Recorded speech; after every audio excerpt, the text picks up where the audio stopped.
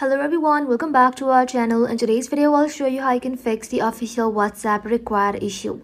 Let's get started. So for that, first of all, you have to open up your app store and inside here, simply search for WhatsApp. Once you search for it, simply tap onto it.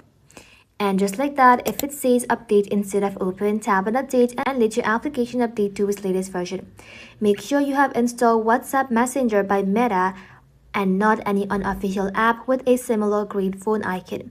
Once that's done, head back to your home screen, open up your settings application, scroll below, tap on general, tap on iPhone storage, and just like that, search for WhatsApp.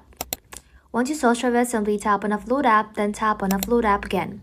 This will help clear the cache but keeps your document and data safe. After that, simply head back to your home screen and just like that, restart your device. Once your phone restart, open the WhatsApp application and log in with your phone number. If the issue still persists, long press on WhatsApp, tap on remove app, tap on delete app, then tap on delete again. Once deleted, you can reinstall WhatsApp from the App Store and then log in again. This should fix official WhatsApp required issue. Thank you all for watching. If this video was helpful, leave a like and sub and I'll see you in the next one.